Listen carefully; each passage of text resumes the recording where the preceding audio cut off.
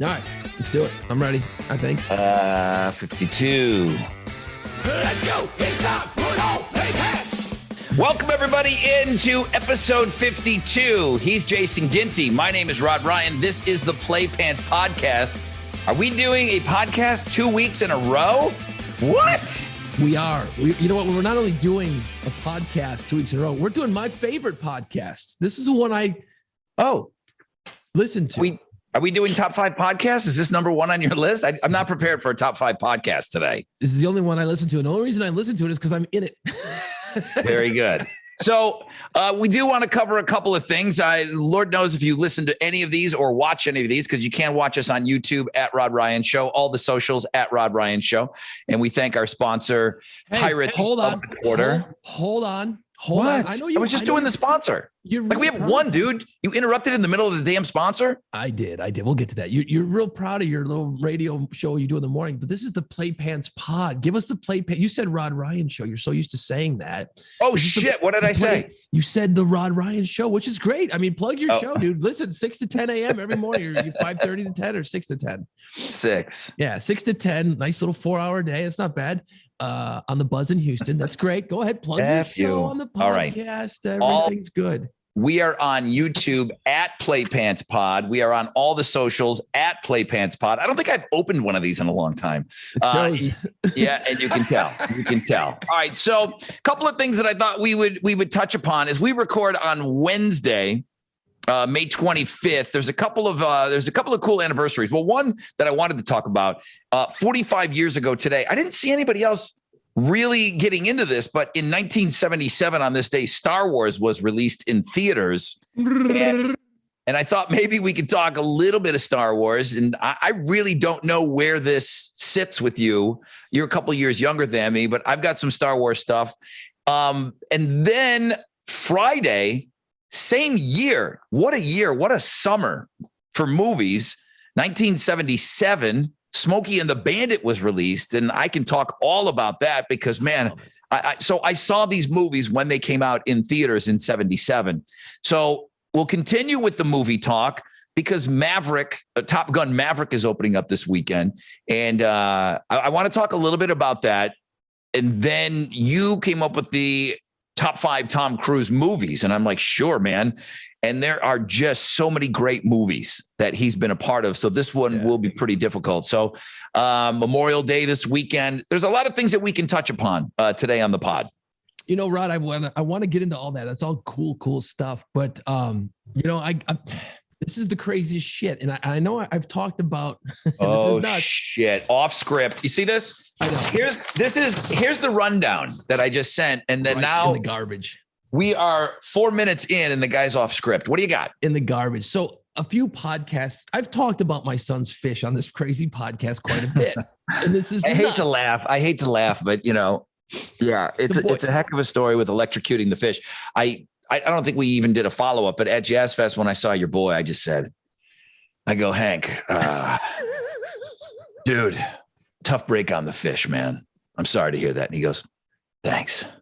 That was it. I didn't want to engage. I didn't want to talk about it. I didn't even want it. He didn't seem like he wanted to get into it. So it's still a pretty good wound. It's a wound. It's going to last. I just wanted to pay my respects. And then I got in and out of that one. So a few episodes ago, I go into the whole story. So my son actually wanted to build a pond in the backyard. He curated it. And for the last year and a half, he's had koi, he's had goldfish, and they got huge. Okay. Yeah. So to refresh, in case you're not caught up on all the episodes, one day he went out to trim we had a lot of water plants in it. So we went to trim them, clipped the electric cord.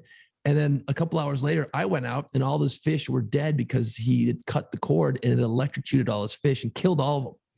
So I scooped all the dead fish out, buried them. He didn't have to see the trauma, but I had to tell him that he killed his own damn fish by electrocution. And we all laughed about it. Like every time I tell the story, I was like, oh my God, who electrocutes their fish, right? So the pond has just been sitting there overgrowing, getting, the plants have taken over. He's not giving a shit about it because the fish are dead. Scooped them out. It's just water and plants growing. So I said, well, look, dude, we can't let that just keep running wild out here. We got to either get rid of it, fill it back in, or clean it out and get more fish. What do you want to do? And he's like, he's still pissed. It's still pretty traumatic. You electrocute your own fish. So he's like, I'll clean it out. Let me clean it out and we'll see what happens. Dude, when he cleaned it out, you're never going to believe this shit. There's a bunch of baby fish in the pond. They were the babies of the electrocuted fish. He didn't know they were in there. So they're alive? They're all alive, swimming around, and they all look like they were all crossbred between the goldfish and the koi, and they all got the koi colors. And I thought goldfish were koi. Goldfish and koi are different? I don't, dude, you're asking the wrong kid on that one. But I mean, I thought they were all in the Carpian family. Sure, that sounds nice. So anyway, I don't know what I'm talking about. He kills all his fish, bummed about it for weeks. You really, really bummed about it. Obviously, you just saw him a couple weeks ago, still bummed. Comes out and he's got like 12 fish babies. They're all baby fish and they're all alive. So he scoops them out. He had a tank upstairs that he wasn't using, put all the fish in there. So he's keeping them on hold while we readjust the pond. Dude, the circle of life. What he thought was the end of it all ends up being the surprise, where the fish that he killed had obviously spawned, or whatever fish do, and had babies, didn't get electrocuted, and he's got the children of the dead fish. Dude, that's awesome. Going on. Dude, it's like an episode of Wild Kingdom at my house. Turn the page. Turn the page. So I want to get new family. A new chapter. I like, life goes on. It's like a Lion King with fish. It's just weird. What if those are some crazy mutant fucking radioactive fish? Yes. We've talked about that. Like Spider-Man, but like one bites your kid and your kid turns into Fish Man. He's pretty close as it is. Dude, Fish Man. Okay. I don't even know what kind of powers you'd have, but I imagine that would be similar to like an Aquaman situation. The lightning or the electrocution would have some sort of superpower, right? It would add to it. Dude, what if the current, what if the electricity going through the water hits the fish? They shit out all those fish, current cuts, boom. I mean, that's why those fish were born, because of the parents were electrocuted. I love this story. It's unbelievable. So we're going to see what happens now. So now he's all walking on cloud nine again, happy. He's like, look, it happened. I'm bummed. I screwed up, killed my fish, but look at this. They had babies. So I am a proud papa of all these new fish, and they're relatives. They're the offspring of my dead fish. So it's actually cooler story now. And it's come around full circle. So yeah, I thought I was getting rid of the pond, dude. That is awesome. How many fish? Crazy. How many babies? It's got like 12 or 13 of them floating around.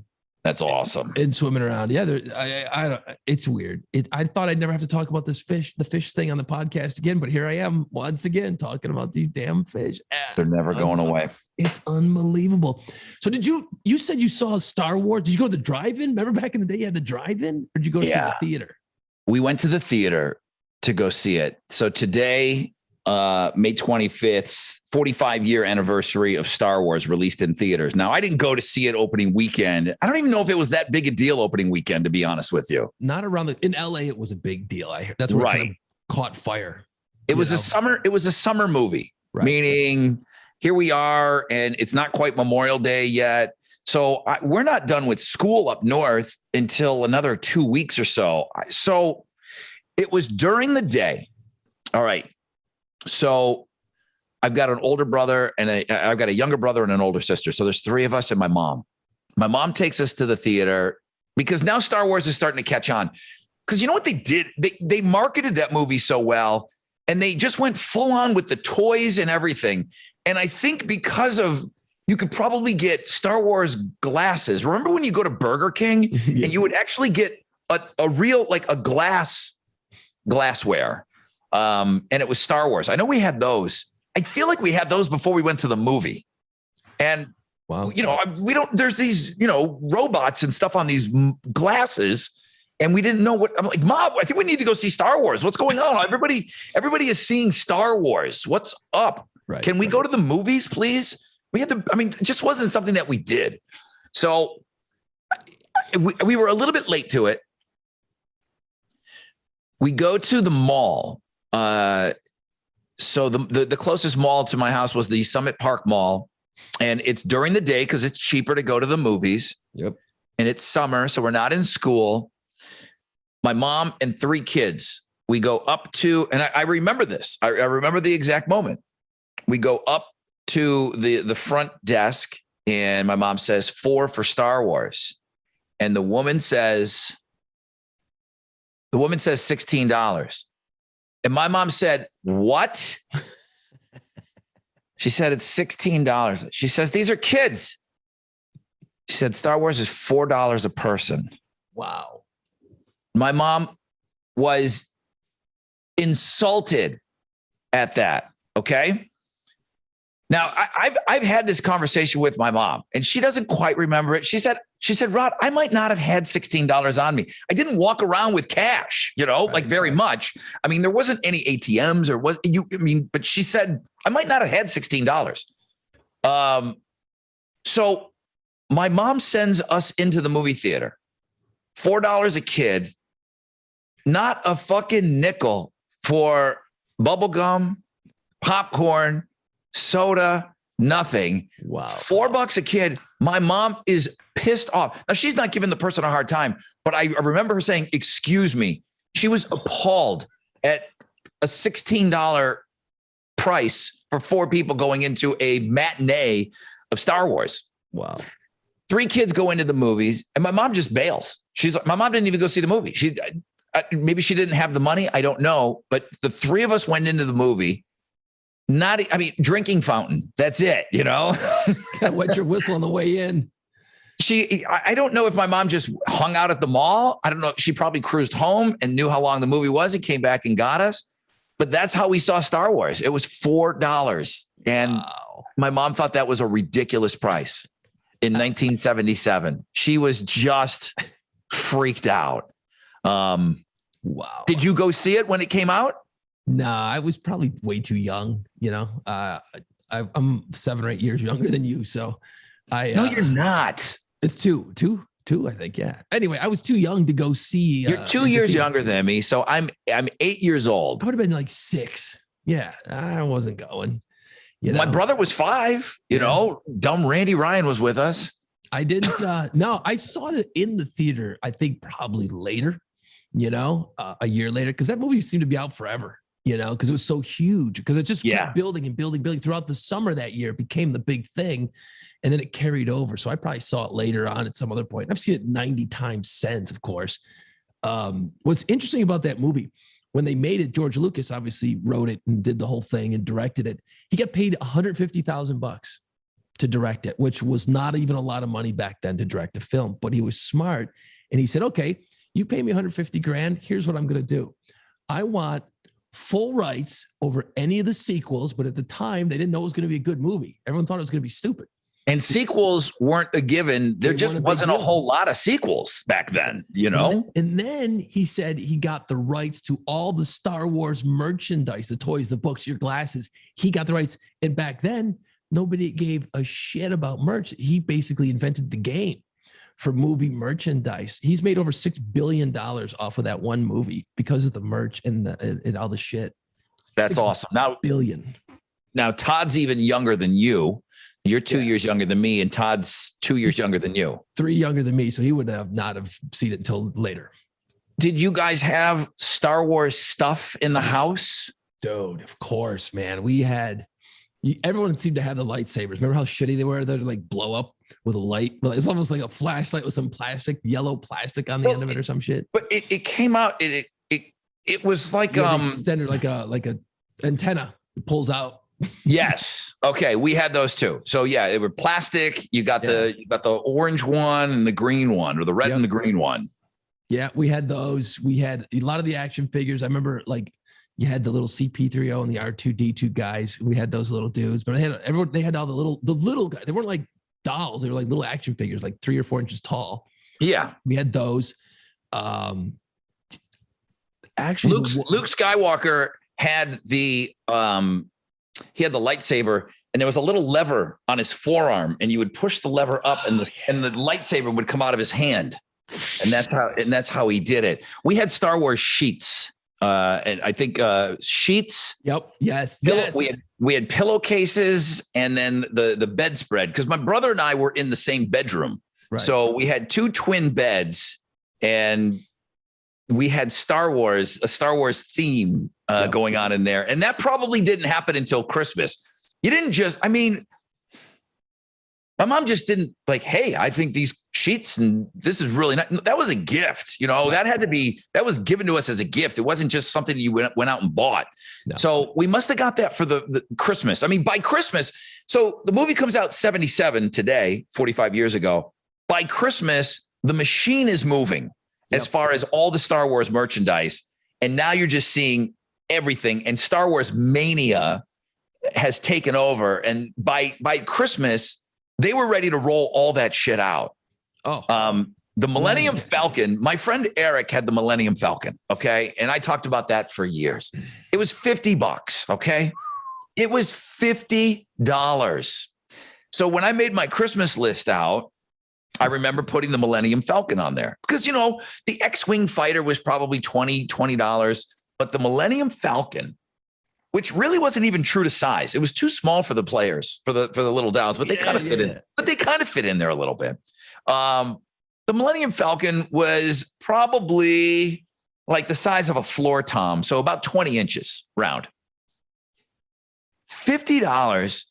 That was like asking for a Harley Davidson. My parents, okay, a real one, yeah. $50. My whole there wasn't a $50 cap. There wasn't even a $50 limit for each kid. And I was asking for something that cost $50. And that wasn't the only thing on my list. My parents probably, you know, had somewhere a $30 range for all three kids, you know, buying us stuff. That's why we had like a lot of board games and stuff. And there was a lot of cheap Star Wars shit out there. And we got that stuff. And those little dolls were kind of cheap. So we got that, and Matchbox cars were always 99 cents. That's what we had, a lot of that stuff. We always had a lot to open. Just we didn't have high ticket items, and that's what that was. And my friend Eric got it, and I just remember my mom going, "No, what's wrong with you? What? Yeah, that's nuts. You want some Millennium Falcon that costs $50? You stupid." Shut up. You know why? That's where it probably came from. Right. Because I was younger, only a couple of years younger, but then my brother was younger too. So when we really started to get into it was when like Empire Strikes Back came out, like 2 or 3 years later. Mm-hmm. Then we really started to get into it because then we had both movies. So then I remember I had the X-Wing fighter one, like you said, and my brother had the evil one, the Darth Vader one, whatever that was, the TIE fighter. What was it? Yeah, maybe. So we could fight each other. So my mom was pretty good about us. Like she'd get like one would get one and one would get the other. And then, so we had both of them. So it was pretty cool to have both of those. And you put your little dudes in it and you're killing everything. And then I had a buddy who had, and this was probably after Jedi when that came out, because that came out like 84. He had a Lego Death Star. Oh shit! That had to be a lot later, though. Later, yeah, it might have been a lot later. But it could have been too much later because after a while, you're just not into toys anymore, you know. So it wasn't too much later. Or maybe it wasn't Lego, but he had like a Death Star hanging like a moon from his ceiling. That's badass, and that was cool as shit. And he had the ceiling all with the lights on and shit and blacked out. So he kind of had a lot. He had all the shit though. His parents had some money. His parents had he had the Millennium Falcon. He had all the shit, man. He was really into it. And then for Halloween one year, this is so fucking embarrassing. Oh shit. Halloween. Yeah. My brother went as Darth Vader and I went as Yoda. My brother was Yoda. It was the old, remember the old ones where it's just like this plastic raincoat that was like that. And then that plastic mask with a rubber band on it. Yes, and it had a smell. You could barely see out of it. Even though it was cold outside, for some reason you would sweat with that plastic mask on you. That smell was cancer. That's what that was. That was cancer. That's what probably.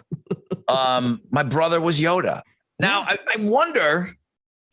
The movie comes out in 77. My brother is small and he's Yoda. I wonder if they turned around that quick. Did they have Yoda ready to go for October, or would it have been the year after? He wasn't in the first one, was he? Oh, that's true. Yeah, he's not even in that one.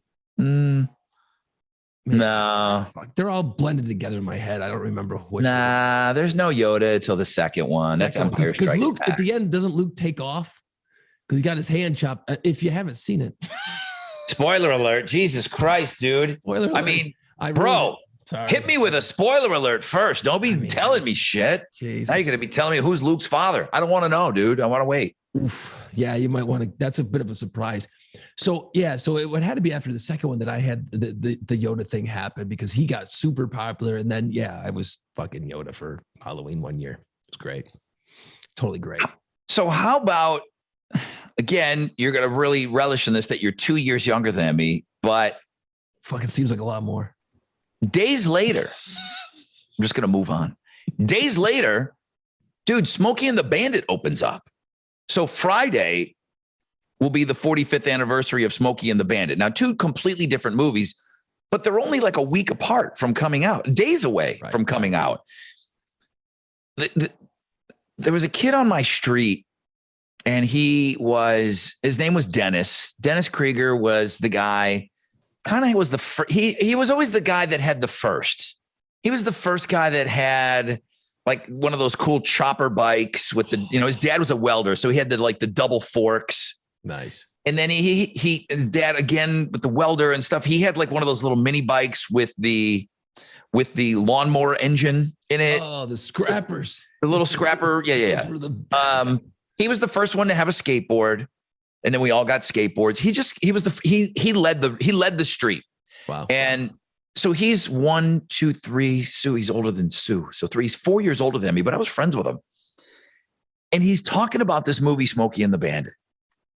And at the time, we're going to talk about Tom Cruise later on and with his movie coming out. And I don't know where Tom Cruise, because everything's changed now with Marvel. But for a time, Tom Cruise was like the biggest actor in the world. Maybe Tom Hanks had that for a while. When I was a kid, Burt Reynolds was like the number one guy in the world. I mean, Burt Reynolds was the A-list of A-list. He was the top dude. And at least he seemed like he was. I don't have any box office figures to back any of this up, but he was big. He was as big as it got. And he was talking about this movie. And that's how you found out about things. There was no internet. There was no nothing. It was just kids talking about it. And all the older kids were talking about it because that also kicked in the CB phase. So around this same time, my dad and then Dennis Krieger, they're getting into CB radios. And that movie really kind of launched that. So the summer of the CB radio too is coming up.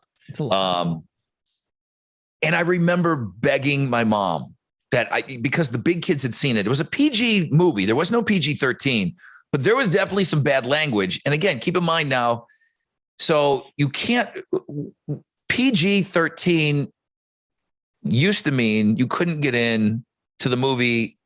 You had to have a parent with you up until 13, right? Yeah. Okay, that's what PG-13 is. Yeah. Okay, so I'm 7, 8 years old. I'm 7 at this point.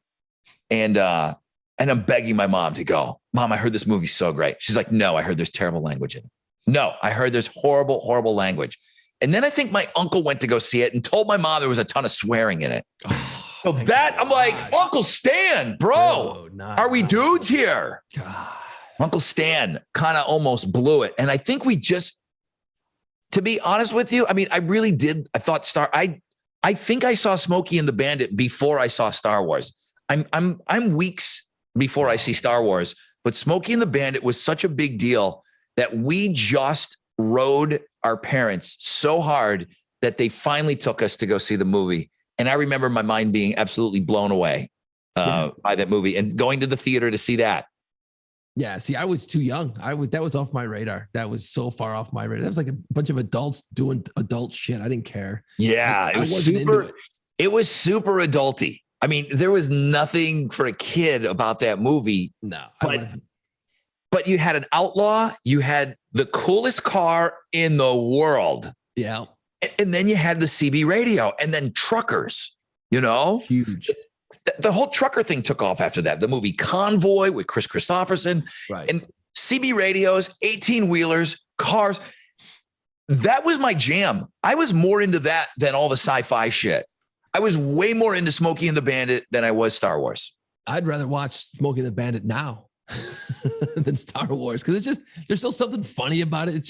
It looks like it's one of those movies where when you watch certain movies, it looks like it's they just turned the cameras on. They just started talking. Like, it doesn't look like a lot of it's planned. You can see them laughing. They did that for Cannonball Run, for sure. Yeah, no doubt about it. Speaking of Burt Reynolds, there's no doubt in my mind. Cannonball Run was just hit the cameras and then go edit it. Go make a movie out of this. It's just them all screwing around. It was so great. And I still love that movie. It comes on. I'm watching it. I'm watching it every time. Every damn time Smokey the Bandit comes on, I'm watching it. Still great. Dude, that was such a game changer for me. That movie, because that was kind of the wildest. That was the most adulty thing that I saw at that time in my life. You know, I don't remember years, but you know, family. We went to go see Superman, and we went to go see Grease. You know, that sort of thing. That I felt like I was watching an adult movie, and that made it even cooler.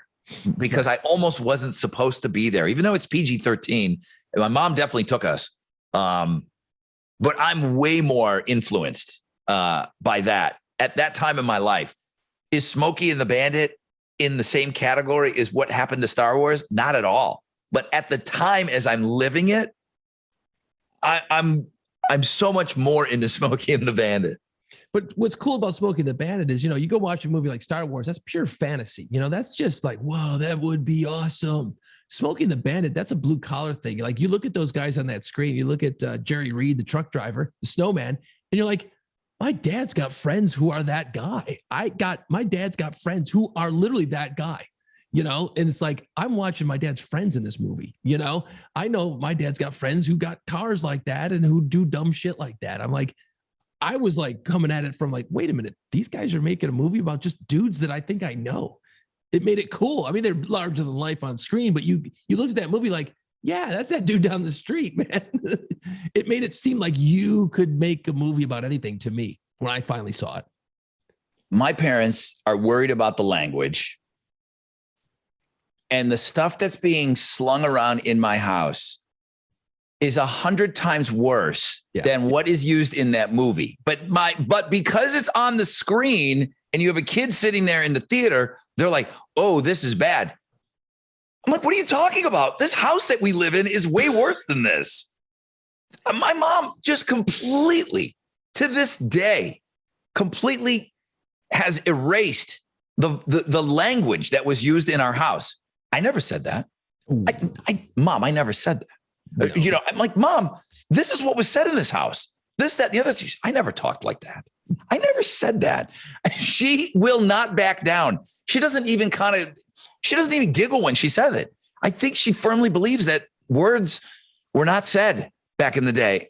And if you look it was so bad. The language that was used in my house by my parents, not by us, by my parents. Yeah.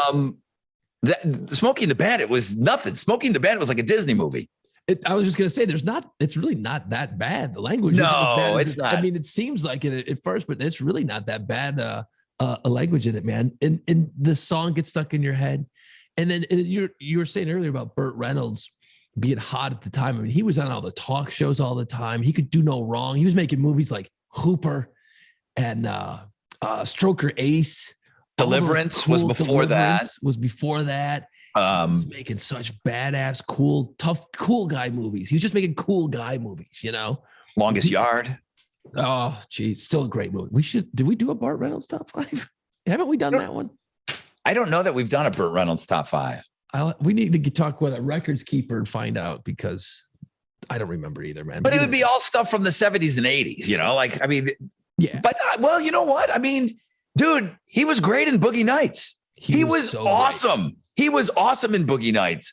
And I was hoping that was going, and it kind of was. It was a little bit of a resurgence for him in his career and got him out there a little bit, because, you know, he kind of went away. I think he did some bad TV for a while. He was on some sort of TV show for a while, but, you know, I mean, what are you going to do? You got to get work, right? He was awesome. He was awesome. Yeah, I didn't even process that as I send Jason this sheet and I say, you know, we don't got to stick to this, but here's a couple of thought starters. As I'm typing out Star Wars and Smokey and the Bandit coming out 2 days apart from one another, and not until we started talking about it that I thought about the impact of the movie. You know, the movie that impacted me the most up until that time was the movie Jaws. Jaws comes out. I'm like 5 years old and I'm seeing Jaws and I'm just like, holy shit. That was the scariest. That was the craziest. I became obsessed, you know. It was Jaws, and up until that point, it was like Jaws and Planet of the Apes. That was like the adulty stuff. But Smokey and the Bandit was such a game changer to me. And it probably was my number one movie up until I probably saw the movie Stripes with Bill Murray. That was my first rated R movie that I think we kind of snuck in to go see. And that was like my first, I think, on big screen titties. Because there's no nudity in Smokey and the Bandit, I don't think. No. Just right? Yeah, no, there's not. Just swearing. Yeah. It's a fairly swearing, movie. Smoking. Everybody's smoking. Yeah, but everybody smoked back then too. Right. But and not until we just started like fleshing it out and talking about it, realizing, man, Smokey and the Bandit was so much more impactful. And when you look at those two movies on the scale of historical significance, they're not even close to one another. But I had no idea that they were released 2 and 3 days apart. No, I didn't know that either. But there was a lot of movies at the same time. What Rocky was what, 76? 76. Rocky is 76. And I don't think I see that in the theater. No, I didn't. I don't think I saw that in the theater. I mean, imagine being like 18 in the summer of like 75, 76, 77. All these movies are coming out. But you know what? We look back at it with the eye of nostalgia and how cool it is, and we love those movies. But at the time, you didn't know they were going to be great. It's like going to the movies now. You don't know which movie's going to stick, you know? Yeah. I mean, is somebody going to be doing a podcast, 30 years from now, and they're going to say, wow, what was it like to go see all of that Marvel shit in theaters and seeing it for the first time? Right. Is anybody walking around thinking that this time is special right now? It's not until you look back on it. But Star Wars is special though. And of course, as you're watching it as a young kid, you don't know that you're going to be watching something that people are going to be talking about for fucking 45 years. Still. Yeah. But still. Well, it goes beyond just the movie. You got to think about, he had to invent new ways to film stuff, all the models, and he made look real on the screen. I mean, it's unbelievable what he had to come up with, which all that stuff, evolved into what we have today. George Lucas invented a lot of the shit that we see in movies today, or he invented something that has evolved to what we see today, and the sound, just the sound. And then think about the score of Star Wars. That movie would be shit if it wasn't for the score. That movie would be boring as hell if it wasn't for the John Williams score that keeps that movie moving. Really pay attention. Next time you watch it, that music, without the music, that's the dumbest fucking movie you've ever saw. Dude, the disco version of that Cantina Band in Star Wars, that was a single that was on the radio.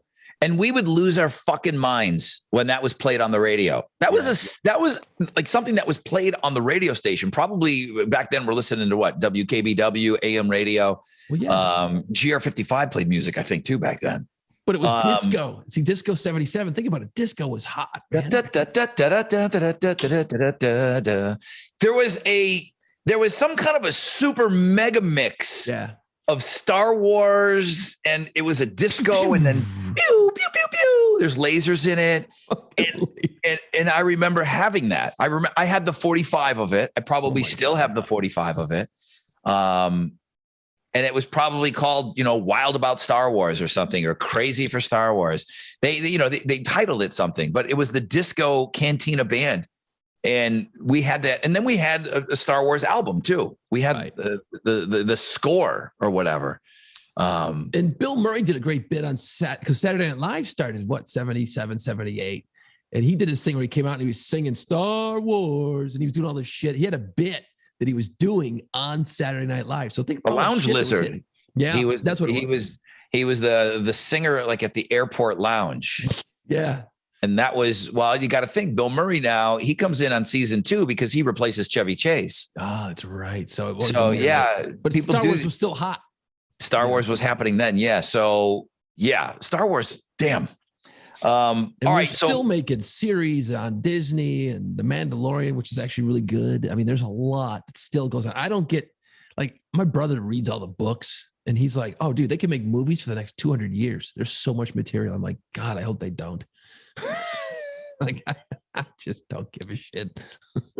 But is Star Wars ground zero to all of the nonsense that's happening today with the sequels and stuff? I mean, so Rocky came out in 76.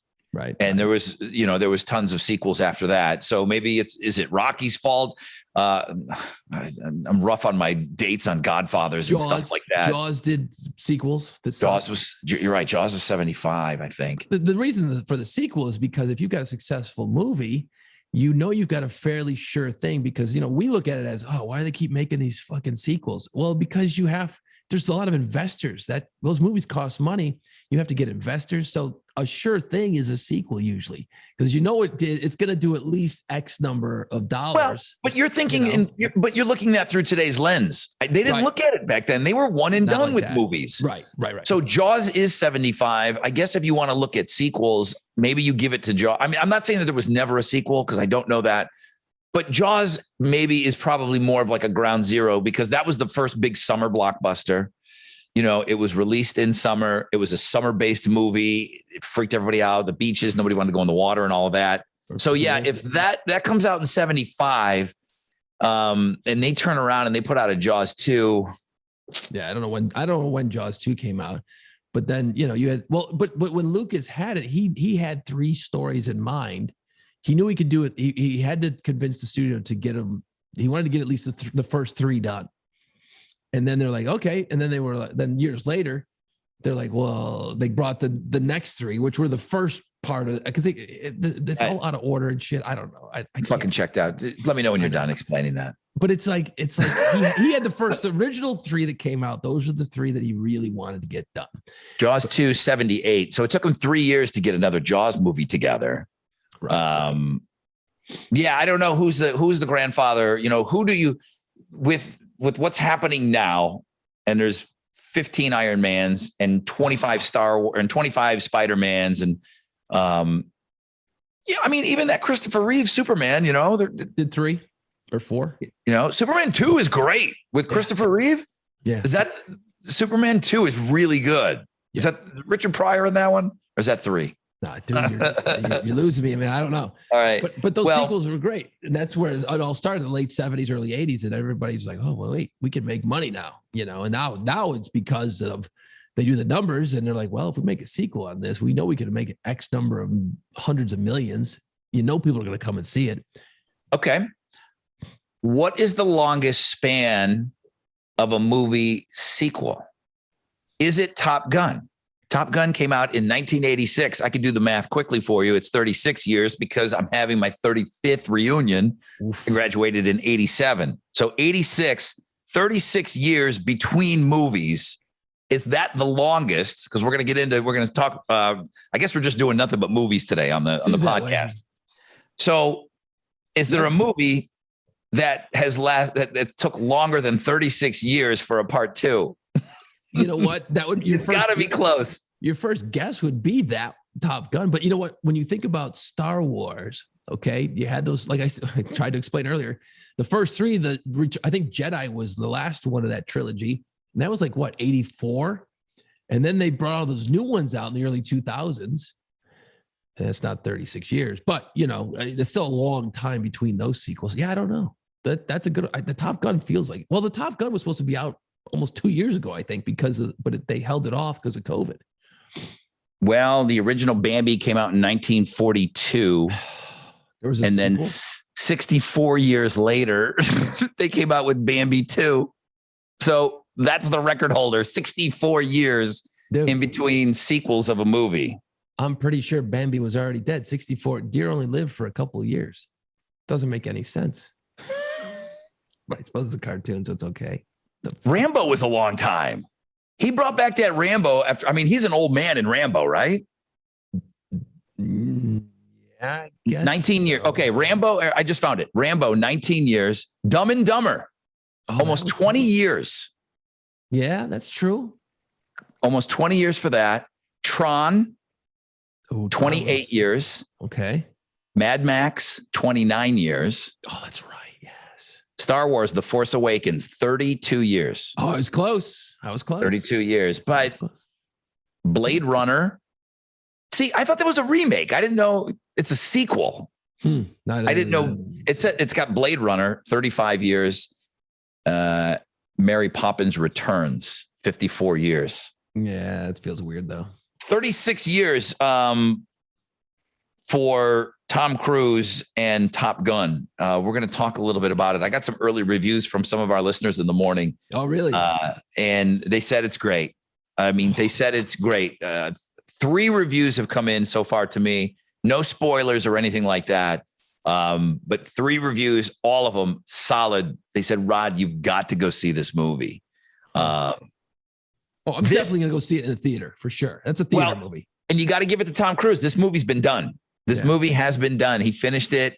Pandemic hits. They do their tweaking, and they asked him because he was just at the Cannes Film Festival.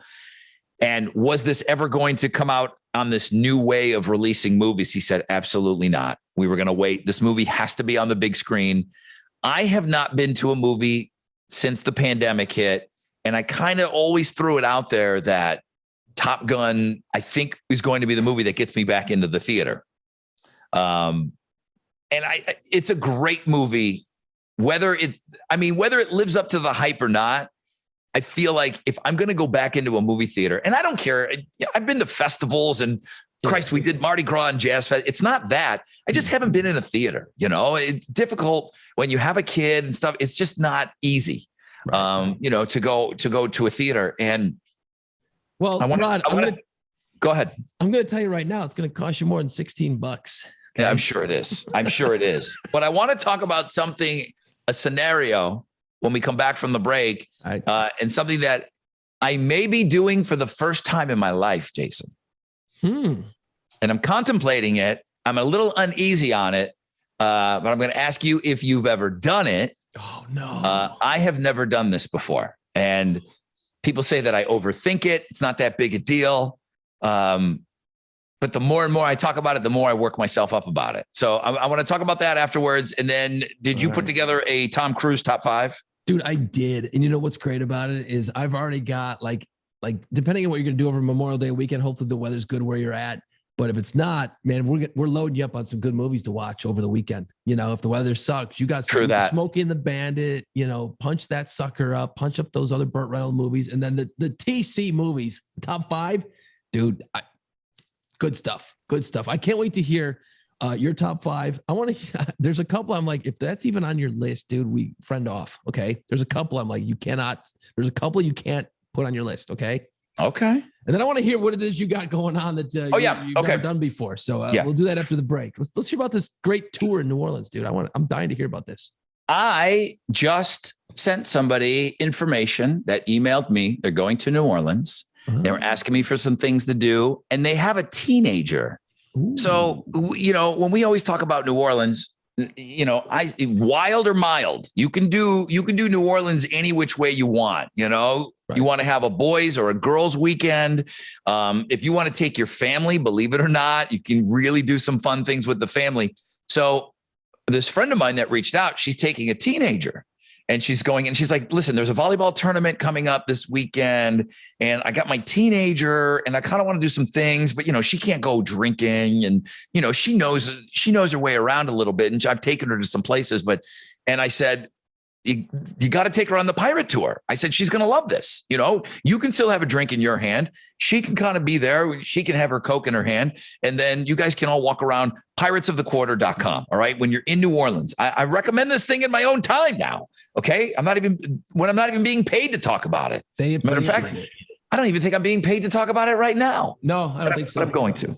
So if you're going to New Orleans, just like I gave the advice, to my friend, I said, book a pirate tour. I said, you're going to love this. It's a walking tour. It's fun. It's loaded with information. There's no other tour like it in the French Quarter. Grab a drink. You're walking the streets. You're being led around by pirates, and you're seeing and hearing things about the formation of the French Quarter in the early days. These are real historical things that happened. These are not made up stories and things that happened right where you're walking. It's incredible. The real pirates and their involvement in the history and the shaping of New Orleans. And it's not like a hardcore history lesson, but it's fun. You're learning all this great stuff and you're being talked to it through a pirate, which is so great. The tour is going to absolutely blow your mind. There's more to New Orleans than just Bourbon Street, and save a little time, discover some of the great pirate history of New Orleans. Details, piratesofthequarter.com. That's where you can book. You can go check out all the socials at Pirates of the Quarter.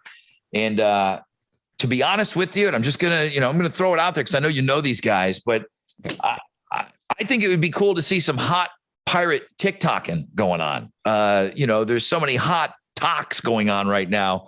I think those pirates would crush some of these TikToks. I'm just throwing it out there. They do such a great job on Instagram and all the other socials.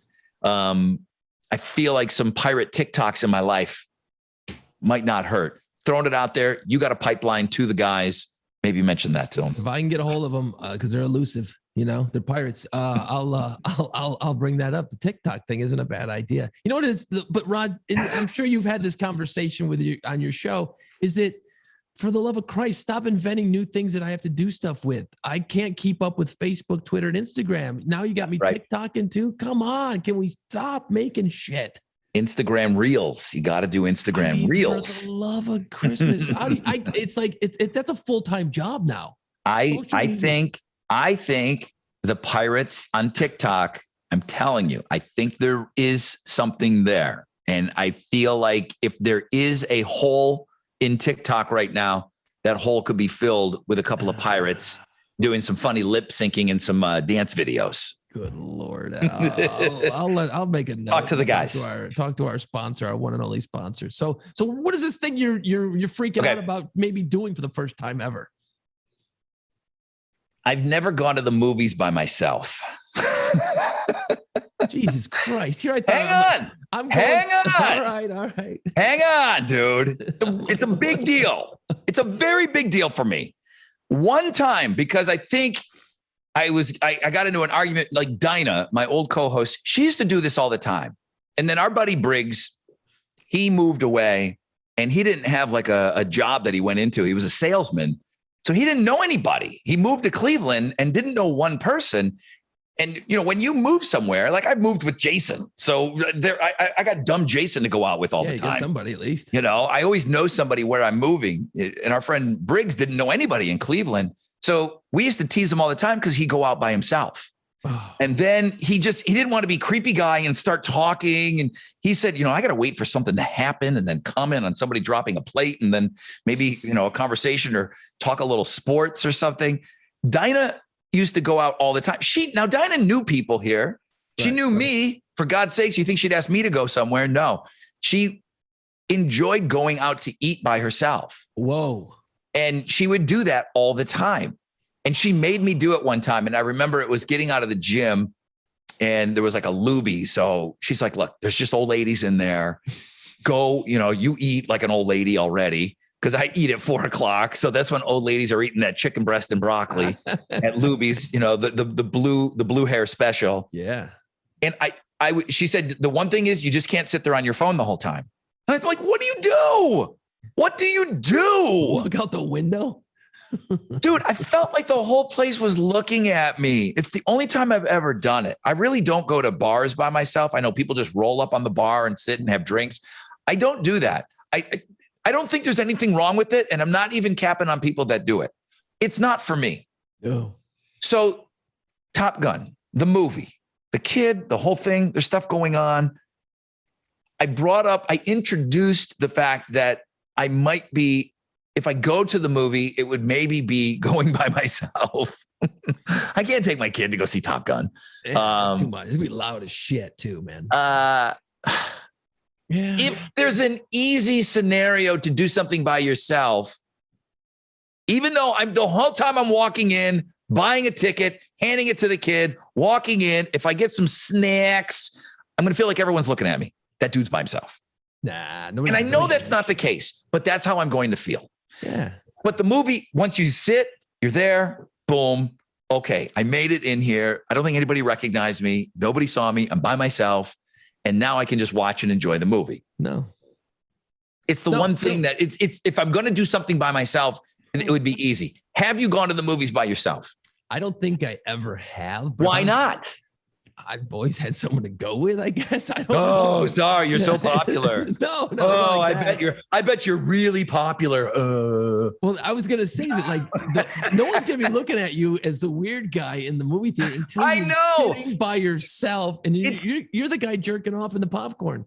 It's how I feel, dude. It's how I feel. Yeah, I got a popcorn for one hole in it. It's my ding dong in there. You're just tugging, making your own butter for it. It's like no good. No. Would you have a problem going to the movies by yourself?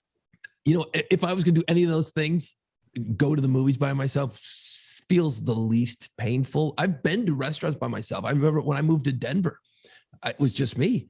And, you didn't really know anybody, but you did. But the difference between Briggs, and that's why I said he did sales, he did outside sales. So there was no work to go into. Oh, so you went into work and you eventually met people at the station and then you ended up going out with them. But even when you first go, you are on your own.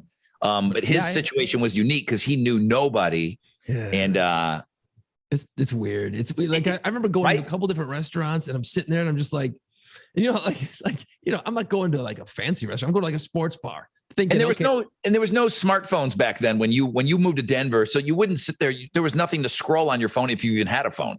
No, but I'd always like a lot of times in the sports bars I have like remember the old magazines you'd have like in New Orleans you got the Gambit, in Denver it was like the Westward. You'd had that like cultural all the entertainment magazine or the paper right there. Alternative press. Yeah, the alternative press. I'd grab that, sit down at the table, and kind of flip through it and look around and but you don't want to be if you're by yourself, man, that waitress is coming in and going, oh, fuck, this guy's going to chat me up. So you're already coming in at a negative with a waitress. Right. And it's weird.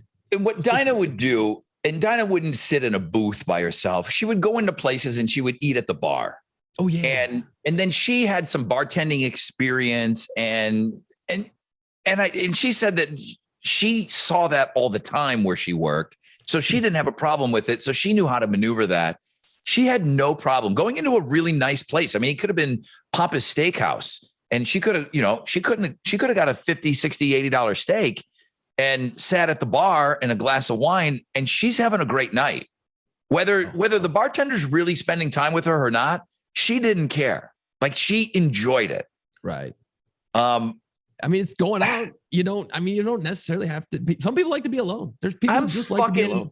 I'm carving through that steak so quick. I can't wait. I got to get out of here. What the fuck? I can't look at somebody for too long. Then I look desperate. I would just be staring at my steak and I would be eating until I barfed. And then I would say, check, please. And that was it. The appetizer comes out. You're like, check, put the steak in a bag. I'm out. Hurry up. When it's done, bring it out. Okay. I don't care if you bring everything out a la carte. Okay. Yeah. If those smashed potatoes bring them. Okay. If the creamed spinach is ready, bring it out. I think you're just, you've overthought it too hard. Now it's in your head. Have. I know I have. In your head, you've ground yourself into a pulp, man. You're like, holy shit, I can't go. But what if there's a line? That's my biggest fear. Now I know, I just haven't been to the theater in a long time. I know I'm going to probably end up I can buy tickets online and all of that shit. But it's opening weekend for Top Gun. I don't want to be fucking sitting next to two couples and here's third wheeler right in the middle here. Oh, okay. Creepy guy.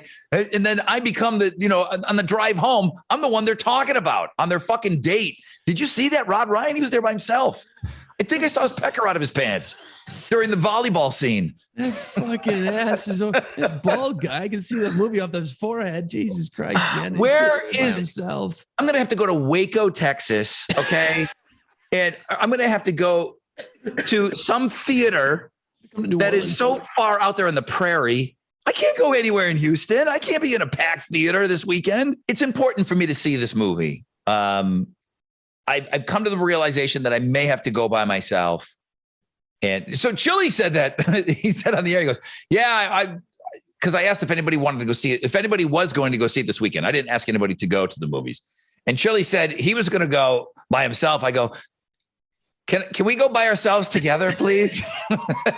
He goes, no, that's defeating the purpose here. Yeah, you got a point, dude. I went, but you know what? Thinking about it now, I the movies I could do. I've done the restaurant thing. I didn't like that. I went to Did you go to a concert by yourself? That was actually, I felt more uncomfortable. I felt very self-conscious because I was sitting there. I was standing there in a show by myself, standing room only, in a club out in Denver, and I'm just like watching the band, and I couldn't get comfortable the whole time. I'm just like, I felt really fucking weird, like everyone's staring at me, and like then I really felt weird. I didn't like that at all. I don't think I could go to a show like by myself like that. It just felt very, very awkward, man.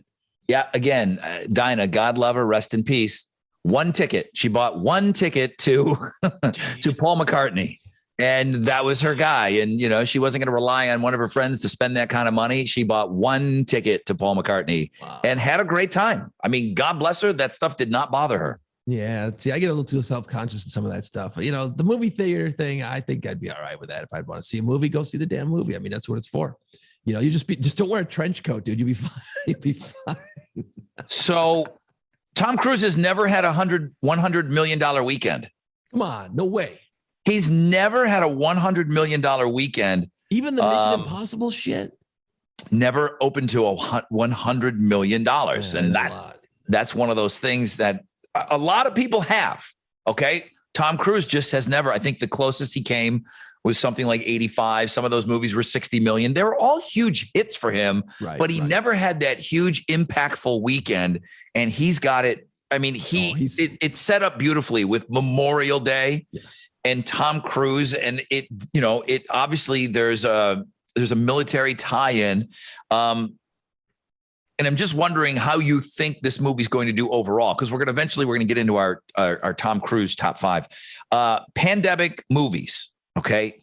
You can't even compare the two. It's like when you look at statistics for sports and, I really do feel that you need to put asterisks in there.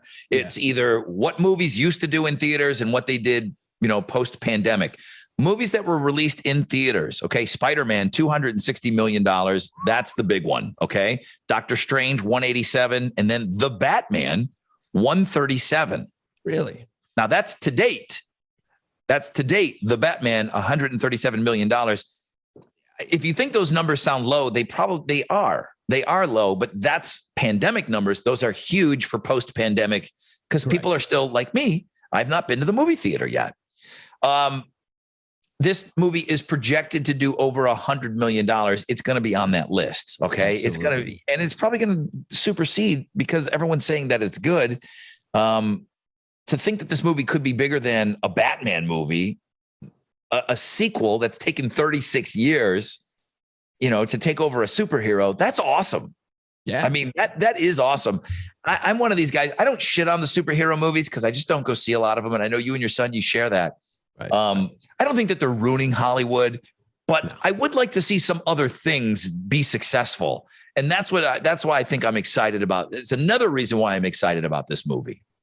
I just think because you got your nostalgia, you got your our age group in the 50s and late 40s and older who are going to remember going to the theater and seeing the original one. And then you've seen it 100 times since.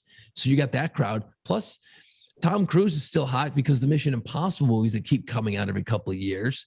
So it's not like Tom Cruise aged out or anything yet. He's still popular with the movies and still probably one of the biggest in the world right now. Still, that son of a bitch still looks good too, man. He looks great. He still looks great. Damn it, with all your dumb hair. I know, and everything else in shape. Yeah, well, he earns that part, I guess. You gotta work out for that. But I think this will definitely do 120 million this weekend. You think this weekend 120? I think it'll do 100 this weekend. Okay, because you're giving it the extra day, so you're counting Monday. Yeah, you got to give it. Well, that's how they'll count it, though. They'll say, "Oh, the holiday weekend." It's going to be big because people have been this is that. They call it those super summer staples. Like Star Wars didn't come out hot. Star Wars built. Yeah. Then that's where that summer block, like the Jaws is and the Supermans of the late 70s, early 80s, created that summer blockbuster. And for the last few years, we haven't had it because we haven't had really anyone going to the movie theaters. This is that first test really afterwards. And it's the perfect movie. It literally, like you said, airplanes, jets, military, Memorial Day weekend. It sets up beautifully. It sets up beautifully. So if you say 120, you want to put that as the over-under number? Oof. If you think it's going to make 120, I will go under. I think you're close though. I think you're close, but I'll take the under on that. And Tom Cruise gets his first $100 million weekend. He'll get 100 this weekend. He'll get 100. Definitely 100. You know. And, okay. I see that the problem is that I won't see it this weekend. I'll be out doing other shit. You know, because I'm gonna be doing shit. It's outside time. It's Memorial Day weekend, but I'll see it pretty soon because I don't want anybody to ruin anything for me either. You know, you got to. That's the problem with these movies. You're just scrolling online. Somebody says something stupid. You're like, oh fuck, thanks, dick. This is not an invitation for you to talk about it, but I really do not know what Val Kilmer. How I know that he's involved in the movie. I just don't know how. And I know that it's more than just a picture on the wall. Okay. I just don't know what it is. And I don't want anyone telling me that. Like, that's something that I really look forward to. After watching that Val Kilmer documentary, I love that guy. I love that guy so much more. Obviously, you and I share the love of Tombstone and his character of Doc Holliday. But I want him. I want him in this thing a lot. And, you know, and I know he's got to be used in a limited capacity. Due to the limitations of what he can do. But I cannot wait to see where and when he appears. I will clap. It will be exciting for me. I hope he's used in that capacity. To be honest with you, I really don't know.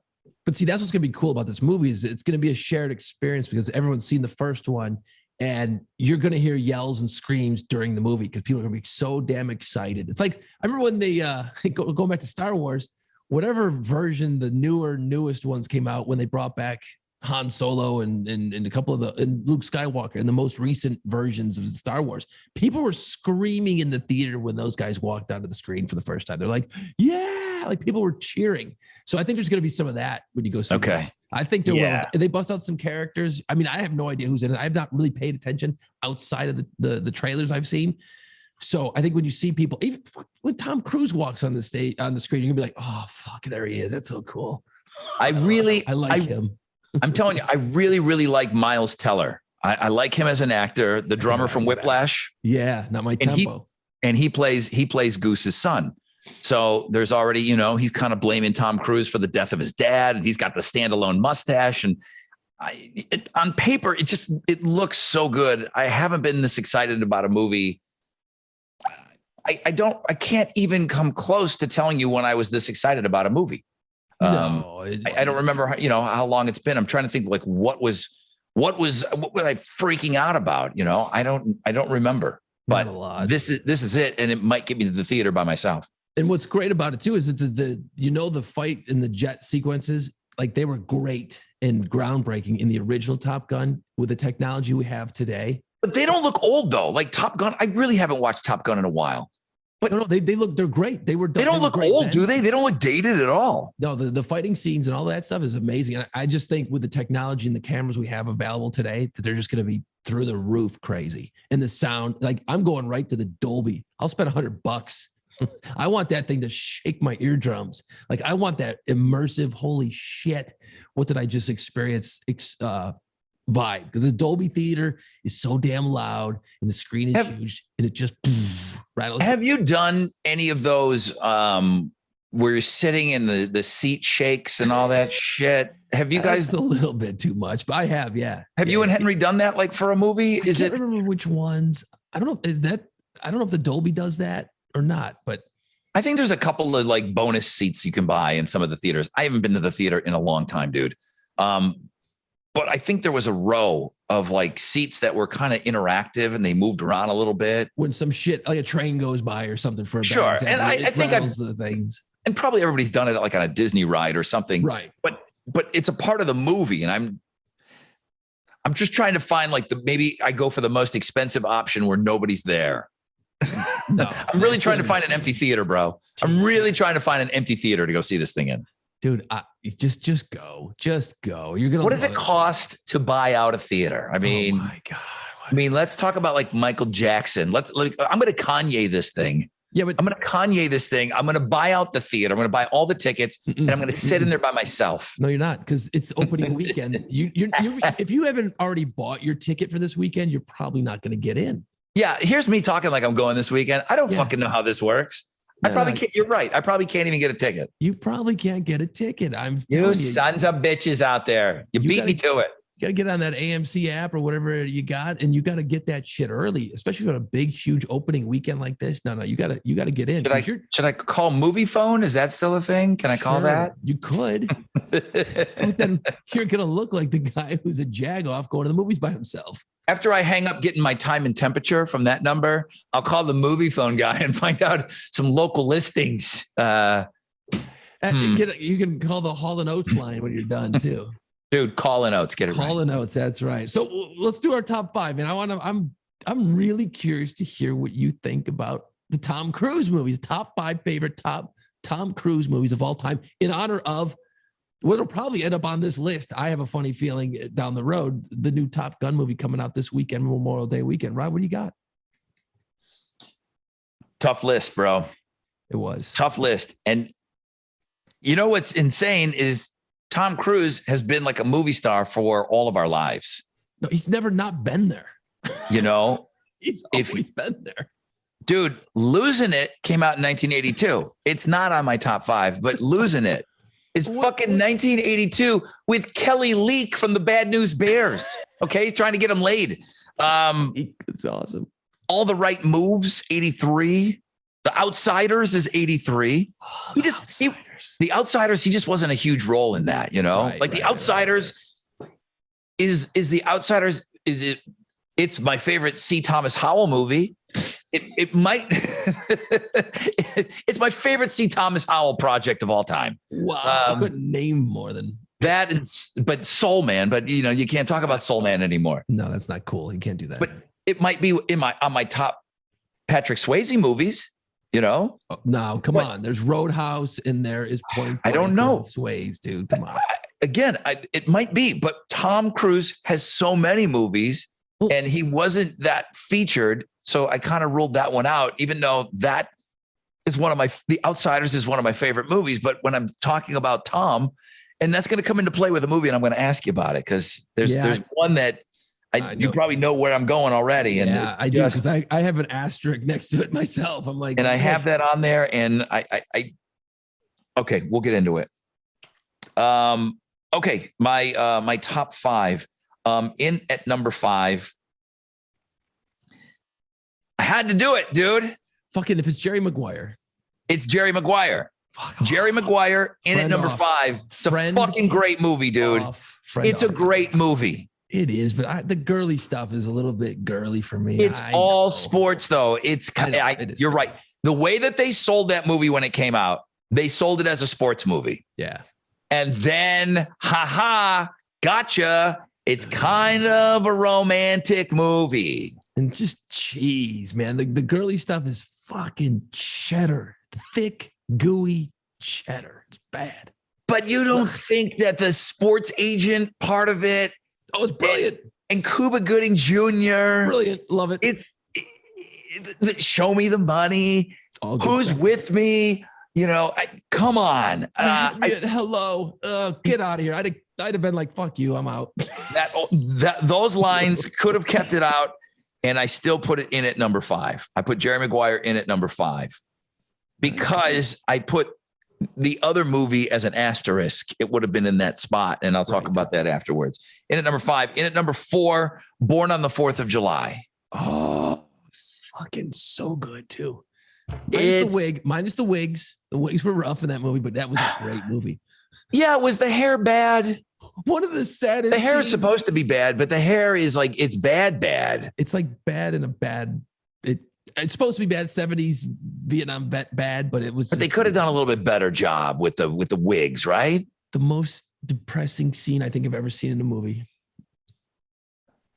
When he's with the girl. No, you've already told that story on the air. He's going downstairs trying to get the goods, and he's like, yeah, that's not, and he's just crying. I'm like, oh, it's so painful to watch. Thanks for bringing that up. I was having such a good time, and that is one of the saddest scenes. It's like, it is so sad.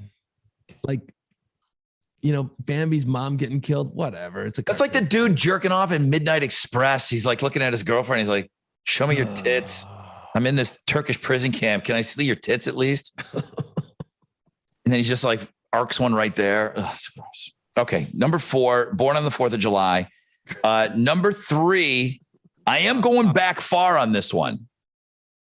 The Color of Money. I love that movie. I saw it in the theaters. And talk about a movie that was separated from its first movie. Paul Newman's character, Fast Eddie, was in a movie with it wasn't called not The Gambler, but that movie is almost kind of a part 2. It is. It's an extension of another movie. Jackie Gleason plays Minnesota Fats. Minnesota Fats, the pool player. Yeah. So, Color of Money, that Tom Cruise is so great in that movie, and he's such a polar opposite because Paul Newman is so fucking cool. Yeah. And he's acting his age, he's acting super cocky. And I think Tom Cruise's acting is awesome in that movie. I love the movie. I love the soundtrack. I love the look of the movie. I think it's a Martin Scorsese movie. I think it is. Really? And yeah. So Fast Eddie, Paul Newman, just great. He's the old man, the young guy, but the old man's still fucking pretty good. Dude, I have high concern right now because that's 3. You've only got 2 slots left, and there's like 10 other great movies. You're making me nervous right now. Like, I'm nervous. Yeah. So, in at number 2, Top Gun. Yeah. In at number 2, Top Gun. We've already talked a shit ton about Top Gun. I think we got and it. Tom Cruise's best movie. Holy fuck! What's it gonna A Few Good Men. A Few Good Men. Look at you go. A Few Good Men. Number 1 movie. Number 1 movie of Tom Cruise. And it's not just because of him. The cast is great, but we said Tom Cruise movies. Yeah. Because fucking Jack is Jack. I mean, Jack Nicholson is just so great. But, Tom Cruise can hold himself with anybody. Nobody outdoes Tom Cruise. I feel like he is at par. There's no, even, because he's way young. I mean, Paul Newman, like we talked about before Burt Reynolds was, the number 1 guy. The number 1 guy back before him was probably Paul Newman. Yeah, him and who's the other old guy that does? Robert Redford. Those guys were kind of neck and neck for years back. Correct. Those were like the guys. Those were the big box office guys. So Paul Newman was he was already kind of a legend when that movie comes out. And Tom is young, but he holds his own against Paul Newman. And that's how you knew that he was going to be great. Because he had made, a bunch of goofball movies before that. Risky Business. You knew he was going to be great. Risky Business is fucking awesome. Yeah. Jerry Maguire, you gave me shit about that one. That was the only one that I was uncomfortable with, but I'll talk about some of the ones that really, really came close. I'm assuming your list is quite a bit different than mine. Yeah, actually it is different. I'll probably take shit from one of them too. It's okay. It's all good. And I cheated on one of them, but I'll tell you why when I get there. My top 5, and I do want to remind me to bring up a very important thing, a question about Tom Cruise. When I get through my top 5, number 5, and not everybody loves this movie, but I love it because it has the New Orleans connection. Interview with a Vampire. Interview with a Vampire I still love it. I guess because it's New Orleans. It's about New Orleans. I read all of Anne Rice's books, and there's just something about it. I can't separate it being good or bad just because I love everything in it. Oh, yeah. I'm sure it's got some bad. Yeah. But I mean, like, the yellow wig is a little rough. It's bad. The blonde hair. I mean, because you think Brad Pitt is kind of using his real hair, right? Yeah. And then Tom's wearing that bad wig. The wig on that is way worse than Born on the 4th of July. I wanted to put that on the list. My love of New Orleans and all of that. I just couldn't, it would be like, it's. He plays the character well. It's just the look is really tough to get past, And I remember when he was first cast, everyone was like, even Anne Rice, the woman who wrote the book Interview with a Vampire, she didn't want him at first. And until she saw some of the rough cuts, she's like, oh yeah, no, he's the guy. Yeah, he just still doesn't seem like the right guy for that. It seemed like he was miscast. It does feel weird. Brad Pitt felt weird. No problem with the little girl, the whole thing. Everything seems fine. It's kind of like Keanu Reeves in Dracula. I like the movie, but his accent and everything, it's so bad.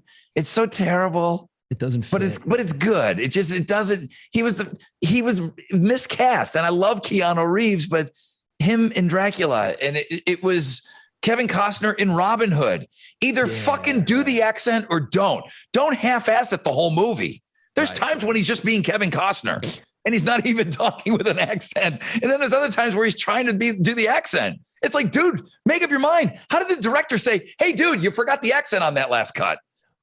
Well, that's your speech pathologist and all that stuff in there. And you were just talking about how like Tom Cruise held his own up against Paul Newman. He held his own against Jack Nicholson in A Few Good Men. He held his own. There was not an intimidation. You didn't see him. The movie did not miss a step. Keanu Reeves going up against Gary Oldman in Dracula. Right. That's a fucking beating he's taking against. Gary Oldman is one of the best of all time. And he plays that Dracula so fucking weird and great. But again, I kind of like that movie, even though Keanu just sticks out. It's like fucking Bill and Ted meets Dracula. Don't go under 50, Dracula. You know. Whoa. It's like, you just bit her neck. Whoa. You gotta go down. But I kind of like it though. All right. So I have a problem with specifically Tom Cruise in that movie. So I could not put that in my top 5. It's not a horrible movie. It's great that it's based out of New Orleans and it's all filmed in New Orleans and you see these great things. And I've been to that plantation too, outside of New Orleans. I've been there with the row of oaks. Tom Cruise is the worst part of Interview with the Vampire. So I had to keep that off my list. It's a shame. Number 4, because of the saddest scene in movie history, Born on the 4th of July. Okay, so there we go. Both of us Born on the 4th of July in the 4th spot. And you know what was interesting about that movie? I remember seeing it when it came out, and I was like, oh, this is going to be a cool movie, man. It's got Tom Cruise in it. It's a war movie. I love both of those things. And then when he takes that bullet, I'm like, now what are they going to do? I didn't see it coming. I didn't get it. I didn't know. Yeah. And boy, I learned a lot in that movie. That really opened up a lot of eyes for me, man. Actually, a movie I really dug was at number 3, Minority Report. It's where where you can see the crimes happening like before they happen. It was all this very futuristic shit. And they'd go out and they'd try, and it was like pre-crime, and they would stop you before you did the action. It's a cool looking movie. It's very cool. The concept is very interesting. It gets a little bit weird and a little bit out there, but I always liked that movie, and that's where you first saw that deal where he's got the screen up. It's a clear screen. Now they do it actually. And he's just moving shit around. Yes. You know what I mean? So that technology was pretty cool in that movie. That was at number 3. Number 2, I'm just lumping them all in as one because I love all of them, all the Mission Impossible movies. You love those movies? You want to kick a weekend, man? Start at number 1 and go to number 6 or whatever the hell they are. They're just good. They're just cool, man. He's a badass. He saves the world and everyone. It's not so impossible, by the way. I'll just spoiler alert. The mission is not totally impossible, but they're all very, very well done. And the stunts are cool. And he's just fucking kicking ass through the whole movie. It's very, very cool. And I actually put it number 1 because I can't get past it. Top Gun. You don't have A Few Good Men in your fucking top 5. I don't. Friend off. I don't. Friend off. You're fucking. I'm worried about you friending me off. I know, dude. I know. Are you kidding me right now? We disagree on it a little bit. Although I should have had that. I could have replaced that with Interview. I actually have it penciled in. I'm gonna call a fucking code red on you. Okay. Who called the code red? I called it on Jason. That's it. Okay. You bet your ass I called a code red on him. What about, I had on my list, but I took it off because Rain Man is a great movie. Rain Man's awesome. The movie's great because of not Tom Cruise. Dustin Hoffman. Tom Cruise is playing the straight guy. You know, he's just playing them. But he's good. He's a dick. He's great. And he comes around, you know, I mean, it's a full circle movie. Right. But did you Tropic Thunder? That's the one I was like, man, he was so great in that movie as that weird dude with the ball. The dance at the end. Oh. If you stick around to the end credits and Tom Cruise with the belly and the big hands, what were the hands about? Why did he have such huge hands? Because he's just like that creepy guy that like, we've all dealt with that guy before in the business world, man. There's always that greasy, gross dude. They always have big hands and bad hair and they smell like it's amazing that pizza. It's amazing that they got him to do it.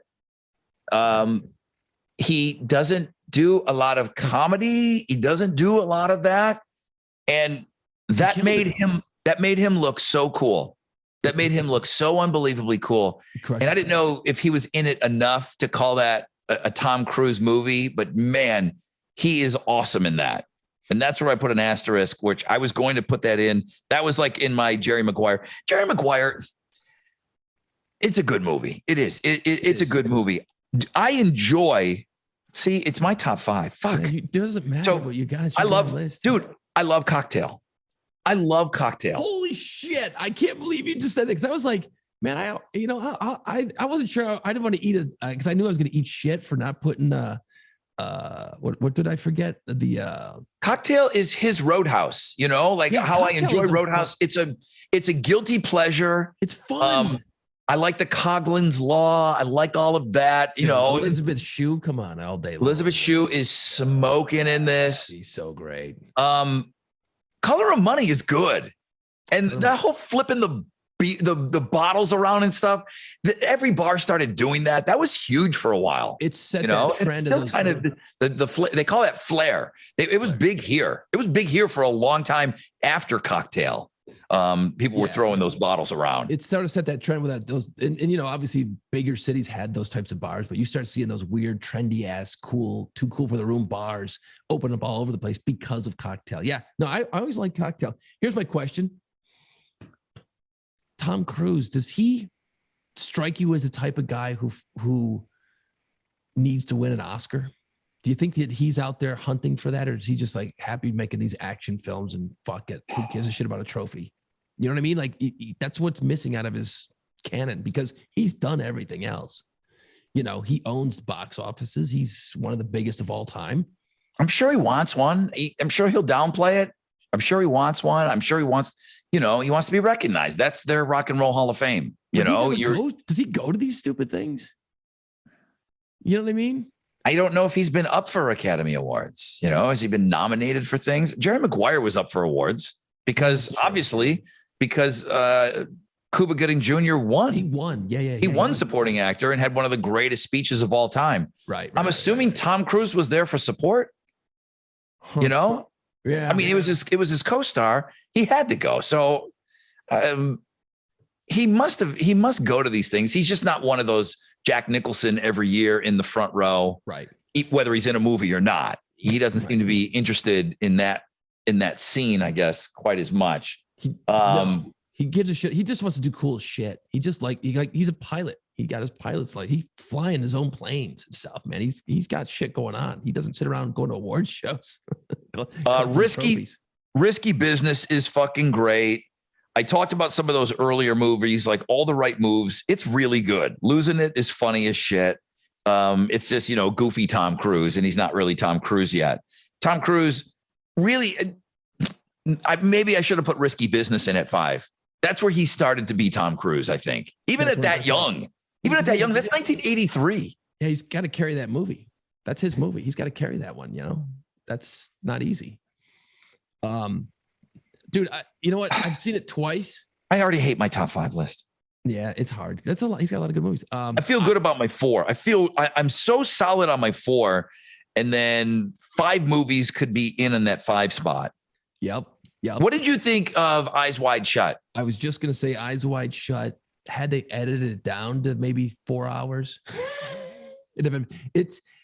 I liked that movie because it was such a weird experience. It was so like titties. The look was weird. Yeah, all that was great too. But like the pacing was awkwardly, like it was just everything was just Who is that? Stanley? Is that Stanley Kubrick? That's Kubrick, and it took him. They did 1,000 takes for every scene, and it just that movie is so good. But it's like you're forced to work a little bit to stick with it. You know what I mean? It's slow. It moves slow. You don't really know where it's going, but it's deliberately doing that. But it doesn't really get to a great spot. No, it doesn't get to a great spot. Even when it ends, it's like, are you fucking kidding me? This is where it ends. I know him and his wife because he was married to what's her nut at the time. Kidman, yeah. So they made that movie together, and I think they both wanted to put Stanley Kubrick on their resume. Eyes Wide Shut it's interesting. It's an interesting movie. I don't know if it would even wouldn't even make my top 10. It would probably be 11. I would keep it off of. I would put something else in front of it. I would put Losing It in front of it just to keep it out of my top 10. But I did see it, and I thought it was okay. Great, great titties in that movie. The casting director had a fun couple of weeks with that. Jesus, because that's what you got to pick. You're looking for a specific part. It's like if you're looking for a hand model, you got to look at hands. So it's the same concept, right? You got a pretty good gig right there for a couple of weeks. Pretty true.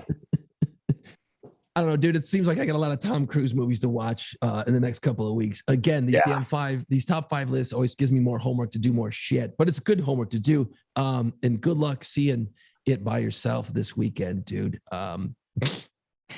Well, you got me thinking that I need reservations. I'm thinking I'm just walking and strolling into a theater, not even thinking of the whole component of everybody buying tickets online, pre-sale and everything else. No, there's a good chance I'm not going to be able to go see this movie this weekend. You're going to just have to go because you buy your seats, man, just like you do for an airplane. You go son of a biscuit. Seat. Well, I said seats, but that's silly. Seat.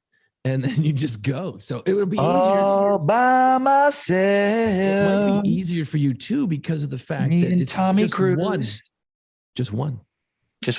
man, just table for one man, one by himself, singular. It's like when you got three's kind of hard to shoehorn into these because it's always 2s and 4s, I don't want to fucking sandwich in between people making out, dude. It's not the seat I'm looking for. But see, a lot of the theaters now, the chairs are wider and you got those armrests if you go to the nicer theaters. So it's not like, you may be next to somebody, but you're still pretty far away. Do they have any pods? Can I be in a singular pod? Do they have movie pods yet so that nobody can see me? But you got to be careful where you sit because you don't be sitting way in the back by yourself because then you're a creepy guy. Okay. You're not helping. Then you're the creep. You got to plan your move, man. You're not helping. You're right. Rod, any final thoughts this week? I have 2. I have 2 because I know final thoughts. It's plural. Memorial Day. Memorial Day is this weekend. I am going to do exactly what I did last year at this time. And I said, we're going into Memorial Day weekend. And I said, the best Memorial Day movie that you could possibly watch. And our good friend Mike Stans took me up on it and he watched it and he said, wow, I can't believe I've never seen this movie. That was last year at this time. Kevin Bacon, Taking Chance. Oh, crap. I didn't, it's been a year. I didn't fucking watch it. Taking Chance. If you want to know what this weekend is all about, listen, I'm going to party my ass off. Hot dogs, maybe pick up a new mattress. We have BuzzFest. It's fine. Okay. I'm not shaming anybody for having a great weekend and you get that day off. I have the day off. I'm super excited about it. But Memorial Day does mean a little something. So we always have to at least put it into context on why we have this day off.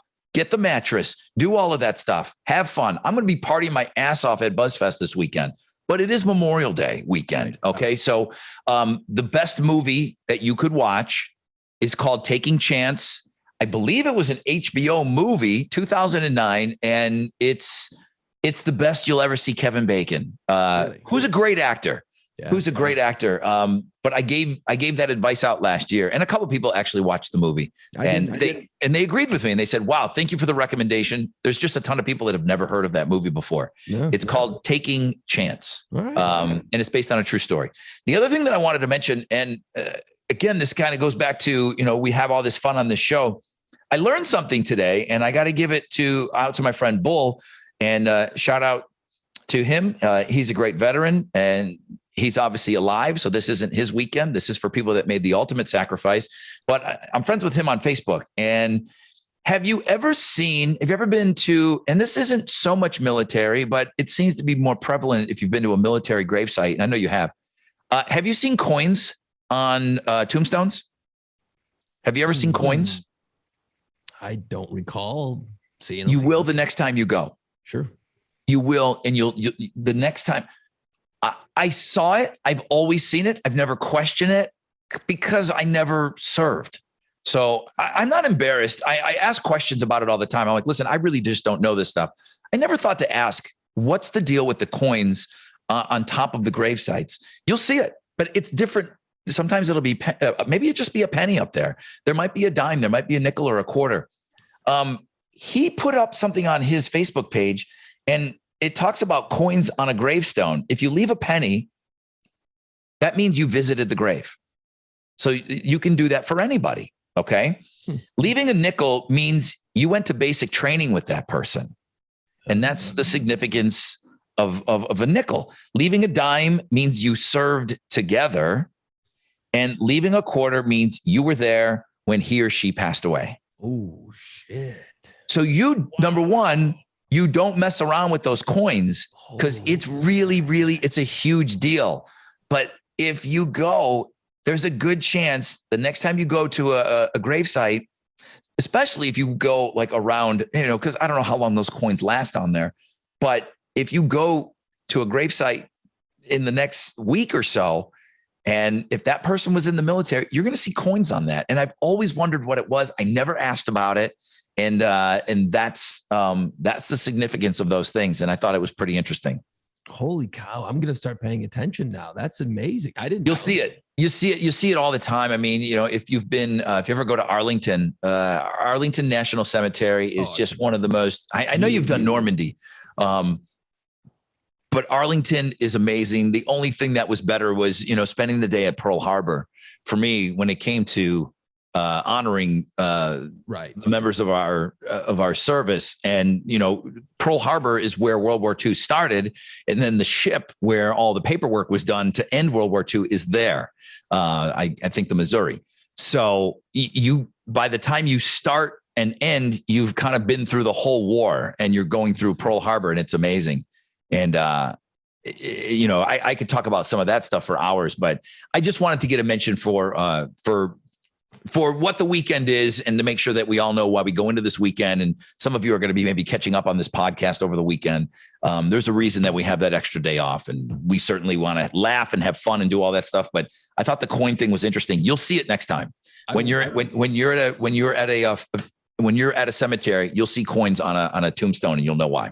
That's crazy. Yeah. Cause I've been to Normandy. Actually, I've been to Normandy twice, and that's just so breathtakingly overwhelming. And I hate to use the word beautiful, but it is. It's Arlington is beautiful. I mean, Arlington, it's a beautiful cemetery. I mean, it seems it's strange to call it beautiful, but it's absolutely stunning. And they're always cleaning that white marble out there. So I don't remember if I saw any coins out there now or not. You'll notice it now. You'll 100% notice it now. Never not see it, man. That's insane. Wow. That is unbelievable, man. Yeah. If you ever make a trip over to France, man, definitely carve out time to go to Normandy. It changes your perspective on life. It really, really does. Or even Arlington up in DC, it blows you away. My final thought does not live up to yours. That's you're not gonna learn. I should have went last. You're not gonna learn shit all from me. Other than you always see online, you see it on all the social medias about people getting into fights on airplanes in the airports. The lines are 10 miles long and shit.